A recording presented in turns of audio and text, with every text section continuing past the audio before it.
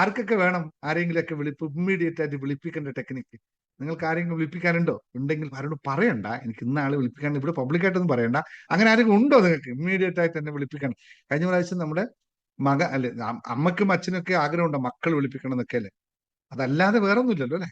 ഇല്ല. എന്നാൽ നമുക്ക് നല്ല സത്യസന്ധമായിട്ട് തന്നെ പോവാം. നല്ല കാര്യത്തിന് വേണ്ടിയിട്ട് വിളിപ്പിക്കാനുള്ള ടെക്നിക്ക് നമുക്ക് കഴിക്കും. അനാവശ്യമായിട്ടൊന്നും യൂസ് ചെയ്തില്ല എന്നുള്ള വാണിംഗ് ആദ്യം തന്നെ എഴുതി വന്നു. വാണിംഗ്, ഇത് നല്ല ഉദ്ദേശത്തിന് മാത്രമേ ഉപയോഗിക്കാവൂ, സ്വതുദ്ദേശത്തിന് മാത്രമേ ഉപയോഗിക്കാവൂ. ഏതെങ്കിലും രീതിയിലുള്ള വരീകരണ കാര്യങ്ങൾക്കൊന്നും ഉപയോഗിക്കരുത് എന്ന് ഒന്ന് ഇൻട്രൊഡക്ഷനിൽ പറഞ്ഞു പോകുന്നു. ഇത് നിങ്ങളെ മുമ്പിൽ ഇരിക്കുന്ന ആൾക്കാർക്ക് വേണ്ടിയിട്ടല്ല, മറ്റുള്ളവർക്ക് വേണ്ടി പറയാണ്. ഇവിടെ ശുദ്ധമായ, സത്യസന്ധമായ, മാനസികമായ അടുപ്പത്തിന് വേണ്ടി മാത്രമായിരിക്കണം ഉപയോഗിക്കേണ്ടത്. Okay, ready? അപ്പോ മനസ്സിലാക്കിക്കോളൂ, എഴുതി വെച്ചോളൂ. ഇത് എഴുതി വെച്ച് നിങ്ങൾ പ്രാക്ടീസ് ചെയ്യാം. നേരെ ഞാൻ ക്ലാസ്സിലേക്ക് അടുക്കുന്നത്. ഇത് കഴിഞ്ഞിട്ട് നിങ്ങൾക്ക് കുറച്ച് കാര്യങ്ങൾ പറഞ്ഞു തരാണ്ട് ആദ്യം നിങ്ങൾ ഇതൊന്ന് എഴുതി വെച്ച് ഒന്ന് സായുജ്യം അടഞ്ഞുകൊള്ളൂ. എന്നിട്ട് നമുക്ക് ചില തിരിച്ചറിവുകൾ, ആദ്യം അറിവ് നൽകാം, എന്നിട്ട് തിരിച്ചറിവ് നൽകാം. അല്ലേ? പോരെ? ആദ്യം അറിവ് നൽകിയിട്ട് തിരിച്ചറിവ് എഴുതി വെച്ചോളൂ. നല്ല അടിപൊളിയായിട്ടുള്ള ചില വാക്കുകൾ എങ്ങനെ കൃത്യമായി ഇപ്പൊ നിങ്ങൾക്ക് ആരെയാണോ വിളിക്കാനുള്ള, ആരാണോ നിങ്ങൾ, അല്ലെ എന്തിനാ, അല്ലെങ്കിൽ നമ്മൾ എന്തിനാ ഇപ്പൊ ഒരാൾ എന്നെ വിളിക്കണമെന്ന് കരുതുന്നത് എന്നറിയാവോ? എന്തിനാ ഇപ്പൊ ഒരാൾ എന്നെ വിളിക്കണം, എന്നൊന്ന് വിളിച്ചിരുന്നെങ്കിൽ എന്ന് കരുതുന്നത്? എന്തെങ്കിലും ഒരു പ്രത്യേക കാരണം ഉണ്ടാവില്ലേ ഇതിന്? വെറുതെ ഇങ്ങനെ ടെസ്റ്റ് ചെയ്യും. അയാൾ എന്നെ വിളിച്ചിരുന്നെങ്കിൽ, ഇപ്പൊ ഞാനിപ്പോൾ ഇന്ന് വെറുതെ ഇരിക്കണം, പ്രധാനമന്ത്രി മോദി എന്നെ ഒന്ന് വിളിച്ചിരുന്നെങ്കിൽ. എന്തിനാ മോദി എന്നെ വിളിക്കണേ? എന്നെ വിളിക്കേണ്ട ആവശ്യം എന്താണ്? ഇതൊന്ന് ചിന്തിക്കണമെങ്കിൽ there is something, a purpose, ഒരു കാരണം ഉണ്ടാവണം. ഇല്ലാതെ വിളിക്കണം എന്നൊന്നുമില്ലല്ലോ.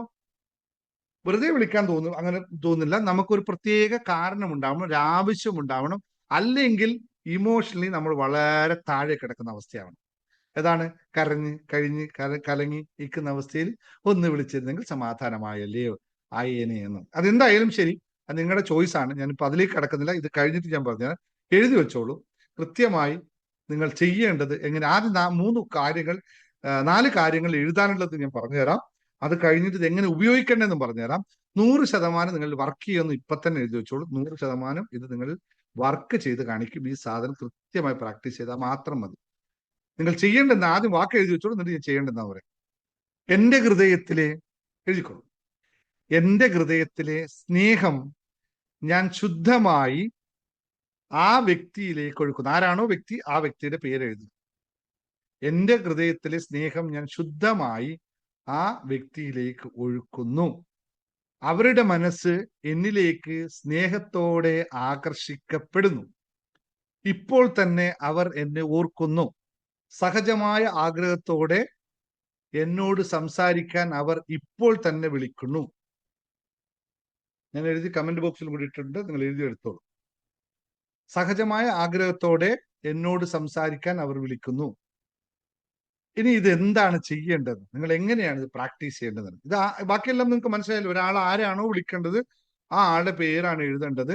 അത് കഴിഞ്ഞിട്ട് നിങ്ങൾ അവരോടുള്ള സ്നേഹത്തിന്, ഞാൻ നേരത്തെ പറഞ്ഞ ഊർജത്തിന്റെ വിനിമയമാണ് നടക്കുന്നത്.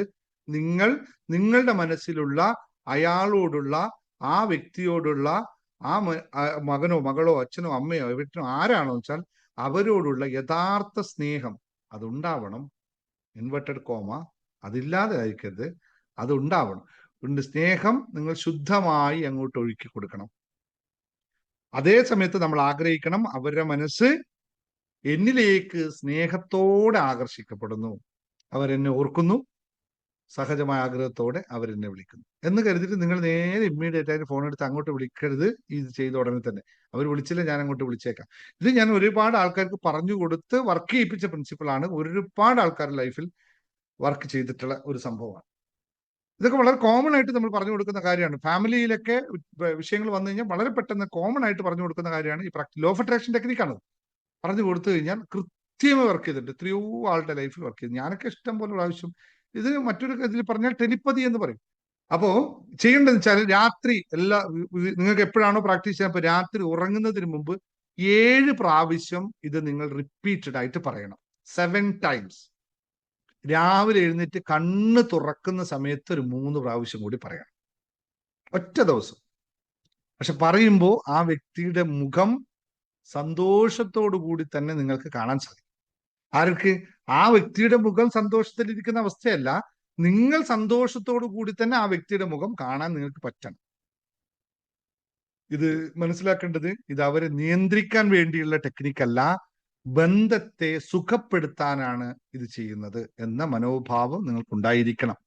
അല്ലാതെ മറ്റൊരു ഹിഡൻ ആയിട്ടുള്ള ഒരവസ്ഥയിൽ നിന്ന് ആവരുത്.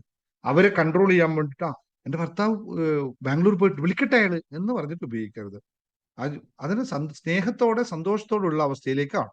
ഇപ്പൊ ഇവിടെ എന്താണ് സംഭവിക്കുന്നത് എന്ന് മനസ്സിലാക്കണം അല്ലെ?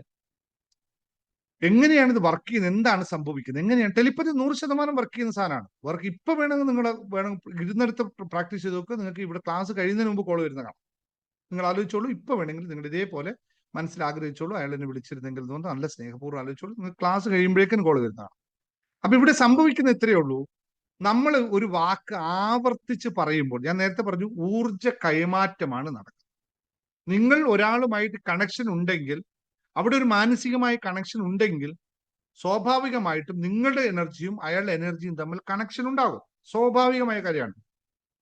ആ കണക്ഷനെ നമ്മളൊന്ന് ചാനലൈസ് ചെയ്ത് കൊടുക്കുന്നു. ഏതാണ്? ശുദ്ധതയോടുകൂടി ചാനലൈസ് ചെയ്ത് കൊടുക്കുന്നു. അവർ ന്യൂട്രൽ ആക്കി വെക്കുന്നു. നോർമലി നമ്മൾ സംഭവിക്കുന്ന വെച്ചാൽ, നമ്മൾ ഒരാൾ വിളിക്കണമെന്ന് ആഗ്രഹിക്കുന്നത് എന്തുകൊണ്ടാണെന്ന് ശ്രദ്ധിച്ചിട്ടുണ്ടോ? അയാളുമായിട്ട് നമുക്ക് എന്തെങ്കിലും തരത്തിലുള്ള പിണക്കമോ അല്ലെങ്കിൽ മറ്റേതെങ്കിലും ഒരു ഒരു ഒരു എന്താ പറയാ, ഒരു ഭിത്തിയോ നമ്മളെ ബന്ധങ്ങൾക്കിടയിൽ വരുമ്പോൾ മാത്രമല്ലേ നമ്മൾ ഇത് ആഗ്രഹിക്കുന്നുള്ളൂ. അല്ലാത്ത സമയത്ത് നമ്മൾ ആഗ്രഹിക്കും. നോർമൽ സമയത്ത് നമ്മൾ എന്തിനാ ആഗ്രഹിക്കുന്നത്? നമ്മൾ അവരുമായിട്ടൊരു മാനസികമായ അകൽച്ച ഉണ്ടെന്ന് എനിക്ക് തോന്നുമ്പോഴാണ് നമ്മൾ അയാൾ വിളിച്ചിരുന്നെങ്കിൽ എന്ന് പറയുന്നത്. അല്ലെങ്കിൽ രണ്ടാമത്തെ വെച്ചാൽ, നമ്മൾ വളരെ എന്താ പറയാ, ദുഃഖത്തിലിരിക്കുന്ന അതേ അവസ്ഥയിൽ, സങ്കടത്തിലിരിക്കുന്ന അവസ്ഥയിൽ, കരഞ്ഞുകൊണ്ടിരിക്കുന്ന അവസ്ഥയിലാണ് ഒന്ന് ഇയാൾ വിളിച്ചിരുന്നെങ്കിൽ എനിക്കൊരു സമാധാനമായല്ലോ ആയേനെ എന്ന് പറയുന്നത്. കാരണം എന്താ? ആ സമയത്ത് നമ്മൾ വളരെ ലോയിൽ പോയി നിൽക്കുമ്പോൾ ഒരാള് ആശ്വസിപ്പിക്കാനായിട്ട് വരുന്നു എന്നതാണ് ഇതിന്റെ പ്രധാനമായിട്ട് അവസ്ഥ. ഇത് രണ്ട് കാര്യങ്ങൾക്ക് മാത്രമേ നമ്മൾ ഉപയോഗിക്കൂ. എല്ലാ സമയത്ത് നമ്മൾ കെയർ ചെയ്യില്ല ഈ സംഭവം. ഇവിടെ മനസ്സിലാക്കേണ്ടത് എന്താ ചെയ്യുന്ന വെച്ചാല്, നമ്മുടെ സബ് കോൺഷ്യസ് മൈൻഡിൽ ആ വ്യക്തിയുമായിട്ടുള്ള നിലവിലുള്ള വികാരം, ഞാൻ നേരത്തെ പറഞ്ഞു, ഒന്നിക്കൽ സങ്കടമാകാം അയാളെ പറ്റിയിട്ടുള്ള, അല്ലെങ്കിൽ ഏതെങ്കിലും ഒരു എന്താ പറയുക, ഭിത്തി നമ്മൾ വെച്ചതാവാം, അല്ലെങ്കിൽ അയാളുമായിട്ടുള്ള എന്തെങ്കിലും ഇതുപോലെ പിണക്കമാകാം, എന്തെങ്കിലും. അപ്പോൾ നമ്മളുടെ വികാരം എന്താണ്? അയാൾക്ക് എഗനിസ്റ്റ് ആയിട്ടുള്ള വികാരമാണ് നമ്മളിലുള്ളത്. ആ എഗനിസ്റ്റ് ആയിട്ടുള്ള വികാരം ഇരിക്കുമ്പോൾ ഒരാൾക്ക് നിങ്ങൾ വിളിക്കാൻ പറ്റില്ല, നമ്മളെ വിളിക്കാൻ പറ്റില്ല, പരസ്പരം അങ്ങോട്ടും ഇങ്ങോട്ടും വിളിക്കാൻ പറ്റില്ല. കാരണം വിളിച്ചത് റിജക്റ്റ് ആയി കിട്ടില്ല.